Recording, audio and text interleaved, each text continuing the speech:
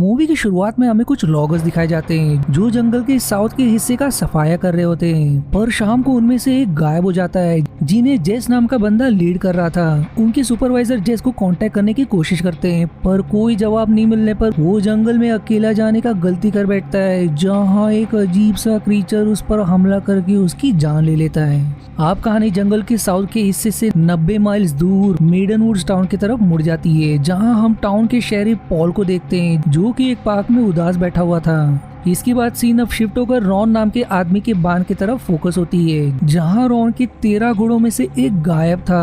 Paul और उसका deputy Donny इस केस को इन्वेस्टिगेट करने आए थे, पर उन्हें लगता है कि शायद फार्म का गेट खुला रह जाने के कारण घोड़ा कहीं निकल गया, इसलिए वो इस केस को इग्नोर करके चले जाते हैं। पर जाने से पहले डॉनी की नजर रॉन की बेटी क्लेरा पर पड़ती है, तो पॉल उसे ये कहकर वार्न करते हैं कि रॉन ने उसके लास्ट बॉयफ्रेंड को गोली मार दी थी। फिर हम पॉल के बेटे एडम को देखते हैं, जिसे पॉल अपनी वाइफ सुजैन के घर से लेने जाता है। पॉल और सुजैन करंटली किसी वजह से अलग रह रहे हैं और सुजैन फिलहाल अपने मॉम के घर पर रह रही थी। वो पॉल को एडम के टीचर का उनसे मिलने के नोटिस के बारे में बताती है और उनकी बातों से हमें पता चलता है कि सुजैन पॉल को छोड़ के आ गई थी। इसके बाद पॉल एडम को लेकर वहाँ से अपने घर चला जाता है। अब हम पॉल को एडम के लिए डिनर बनाने में स्ट्रगल करते हुए देखते हैं, जहां एडम पॉल से सुजन के घर वापस आने के बारे में पूछता है, जिस पर पॉल कहता है कि उन दोनों को वक्त चाहिए। लेकिन एडम यहाँ किसी टीम के बारे में पूछता है कि क्या सुजन टीम की वजह से चली गई, जिसका जवाब पॉल ना देता है। उन दोनों में बातचीत चल ही रही होती है कि तभी एडम को घर के बैकग्राउंड में कुछ अनजान साया महसूस होता है, लेकिन पॉल के वहाँ चेक करने पर उसे कोई नहीं मिलता। इसके बाद वो घर लौटकर एडम को सुला देती है, पर रूम से बाहर जाते वक्त वो एक खाली बेड को देखकर उदास सा हो जाता है। अगली सुबह डॉनी पॉल को उसके घर के बाहर किसी जानवर का फुटप्रिंट दिखाता है, जो कि डरावने कारण से पूरे शहर से होकर जंगल की तरफ एक जगह पहुंचकर गायब हो जाती है। वहीं पर पॉल को किसी जानवर के पंजों के निशान भी मिलते हैं। अब वापस आकर पॉल के फॉरेस्ट डिपार्टमेंट को कॉल करके पूछने पर उनका कहना था कि ऐसे जानवर के बारे में उन्होंने कभी सुना भी नहीं है। इससे अब टाउन के लोग डरने लगते हैं, पर उस जानवर के बारे में कोई पक्की जानकारी ना मिलने पर पॉल इन सबको किसी प्रैंक का नाम देता है और अपने ऑफिस से निकल जाता है। बाहर उसे चर्च के फादर मिलते हैं, जो उसके पास अपने डॉग के लापता होने की रिपोर्ट करने आते हैं, जहां वो उसे जानवरों के अजीब बर्ताव के बारे में भी बताते हैं। यहाँ हम डॉनी को पॉल के ड्रॉवर से एक बच्चे की फोटो निकालकर देखते हुए पाते हैं। ये बच्चा कौन है ये मूवी में हमें आगे पता चलेगा।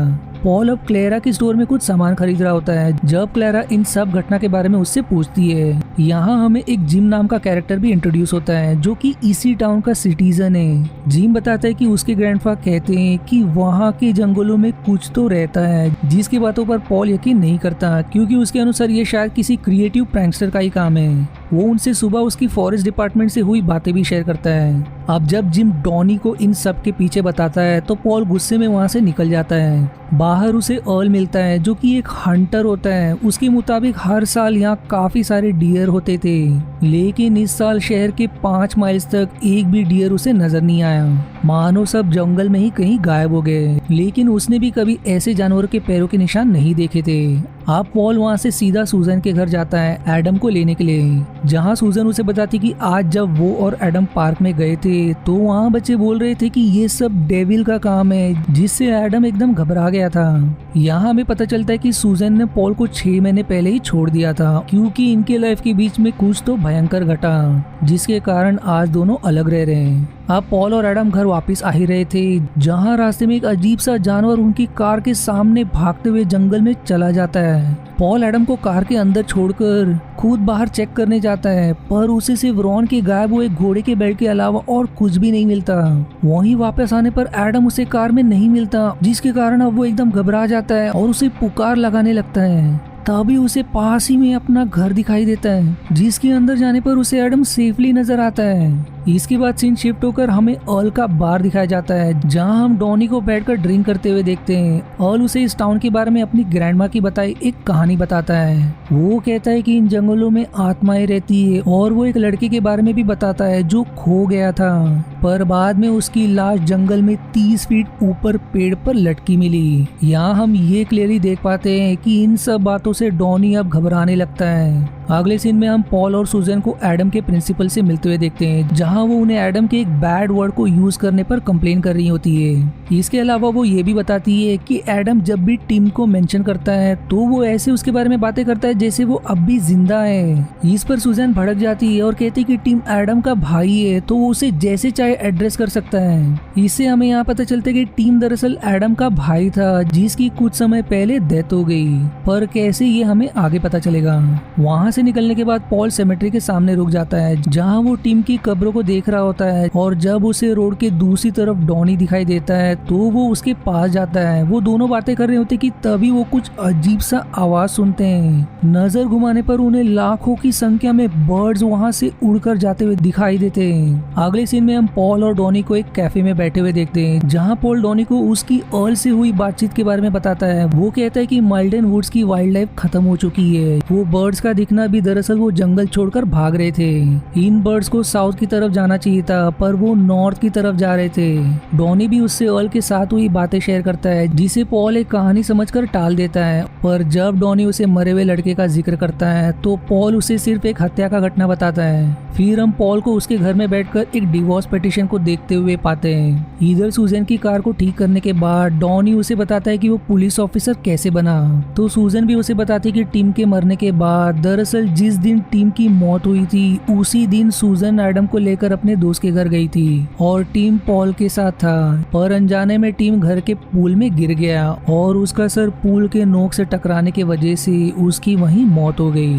सुजैन इसके लिए पॉल को ब्लेम करती है पर वो बस दुख में उसे छोड़ के चली गई थी। दूसरी तरफ पॉल को टिम की हेलुसिनेशन नजर आने लगती है और वो फोन के रिंग करने से हेलुसिनेशन से बाहर आ जाता है। पॉल और डैनी अब रॉन के बार में जाते हैं जहाँ रॉन उन्हें बताता है कि पिछली रात को कोई उसके बार के दरवाजे को बहुत जोरों से पीट रहा था, इसलिए आज वो उसे पकड़ने का इंतजाम कर रहा है। लेकिन पॉल फिर भी इसे पड़ोसी के बच्चों का प्रैंक कहकर टालने की कोशिश करता है, पर तभी बान का लाइट एक लाउड साउंड के साथ टूट जाता है। पॉल डॉनी को रॉन के पास रुकने को कहकर खुद बान के अंदर जाता है और अंदर उसे वही अजीब सा क्रीचर दिखाई देता है जिसे उन्होंने अपने घर के सामने कभी देखा था। पॉल को देखते ही वो भाग जाता है। वो और डॉनी अब सुबह आने का डिसीजन लेकर वहाँ से चले जाते हैं। अगले सुबह वो वापस रॉन के बान में जाते हैं जहाँ उन्हें कुछ अजीब से ही फुटप्रिंट्स और वॉल पे पंजों के निशान मिलते हैं। वापस आकर ऑनलाइन सर्च करने पर पॉल को एक नॉर्थ अमेरिकन लेजेंड का पता चलता है। फिर हम पॉल, सुजन और एडम को एक छोटे से रेस्टोरेंट में लंच करते हुए देखते हैं जहां एडम के सुजन और पॉल के साथ रहने की बातें करने पर पॉल उसे थोड़ा वक्त मांगता है। फिर हम डॉनी को क्लेरा की शॉप में देखते हैं जहां वो दोनों क्लियरली एक दूसरे को पसंद करते हुए दिखाई देते हैं। दूसरी तरफ हम पॉल को देखते हैं जो अपने घर वापस जा रहा होता है जहां रास्ते में उसे एक डियर मरा हुआ मिलता है। वो जब अपने कार से बाहर आकर देखने बढ़ता है तो पीछे से उस पर वो क्रीचर हमला कर देता है, पर भाग्य से उसे कोई चोट नहीं लगती। उसके अब वहां से जाने के बाद हम उस क्रीचर को उसकी पीछे जंगल से बाहर आते हुए देखते हैं। अगले सीन में हम पॉल और डॉनी को अर्ल के बार में देखते हैं जो वहां बैठकर इस क्रीचर को लेकर डिस्कस कर रहे होते हैं। अब तक पॉल को इस बात पर यकीन नहीं हो रहा था, पर अब जब उस पर भी हमला हुआ है तो उसे अब यकीन हो गया है। वो दोनों बार के एंट्रेंस पे जिम से मिलते हैं जो पॉल को प्रोवोक करने की कोशिश करता है और फिर सीन कट होकर 3 हंटर्स पे फोकस होती है जो जंगल में हंटिंग के लिए निकले होते हैं। जहां वो क्रीचर उन पर घात लगाए देखते ही देखते उन पर हमला कर देता है। अब पॉल जंगल के सामने से गुजरते हुए वहां रुककर किसी अनजान कारण से टीम का नाम पुकारने लगता है। तभी उसे उन 3 हंटर्स में से एक जख्मी हालत में मिलता है जिसे वो शेरिफ पुलिस ले जाता है। उससे पूछताछ के बाद उन्हें ये क्लियर हो जाता है कि उस जंगल में जो भी है वो बेहद तेज और खूंखार है और उतना ही चालाक भी। तभी पॉल के पास अर्ल का कॉल आता है और वो उन्हें जंगल में बुलाता है। वहां पहुंचने पर उन्हें हंटर्स की लाशें मिलती है, पर हैरानी की बात यह कि इतने बेदर्दी से कोई भी जानवर नहीं मारता।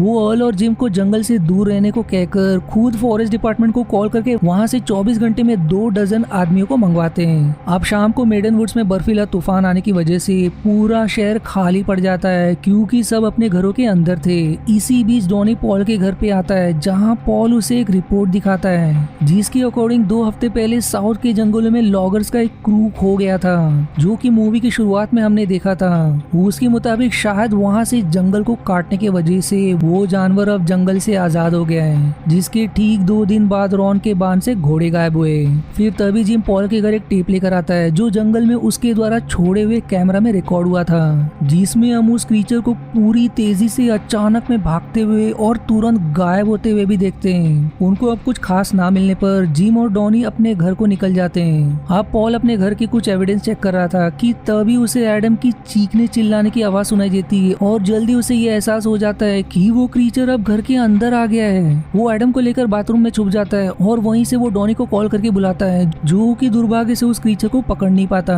अब पॉल और डॉनी मिलकर पूरे टाउन के लोगों को लेकर चर्च में जाते हैं और वहाँ उन्हें सेफ रखने का वादा करते हैं। वो लोग वहाँ कुछ देर के लिए सेफ तो होते हैं, पर कुछ देर बाद क्रीचर उन्हें सूंघते हुए उसी चर्च की तरफ पहुंच जाता है। चर्च का डोर इस क्रीचर को ज्यादा देर तक रोक नहीं पाता, इसलिए पॉल और डॉनी सबको बेसमेंट में जिम और अर्ल की निगरानी में छोड़कर उस क्रीचर से लड़ने का तय करते हैं। इस लड़ाई में वो क्रीचर डॉनी पर पीछे से हमला करके उसे जख्मी कर देता है, पर डॉनी कैसे तो उसके शोल्डर पर शूट करके उसे भी कमजोर कर देता है। अब बाहर आके वो क्रीचर पॉल पे हमला करता है, पर वो अपने चाकू से वार करते हुए उस क्रीचर को फाइनली मार देता है। फिर वो बेसमेंट में से सबको सेफली बाहर निकालते हैं और डॉनी भी बिल्कुल ठीक ठाक होता है। सब एकदम खुश थे इस बात से कि अब सब ठीक हो गया है, लेकिन तभी डॉनी उस क्रीचर को देखकर पॉल को बताते हैं कि उसने इसके शोल्डर को गोली से इंजर्ड किया था, लेकिन इसके साथ साथ हम ये भी देखते हैं कि इसका शोल्डर तो बिल्कुल ठीक है। फिर तभी उन्हें कुछ खास एहसास होता है और हमें चर्च के बाहर उसी तरह के और भी कई क्रीचर नजर आते हैं, जो देखते ही देखते उन सब पर हमला कर देते हैं और ये मूवी यहीं समाप्त हो जाती है। आशा है आपको मेरी एक्सप्लेनेशन पसंद आई। यदि हाँ तो प्लीज वीडियो को लाइक करना और चैनल को सब्सक्राइब करके सपोर्ट करना ना भूलें। मिलते हैं अगले एक्सप्लेनेशन वीडियो में, तब तक के लिए धन्यवाद दोस्तों।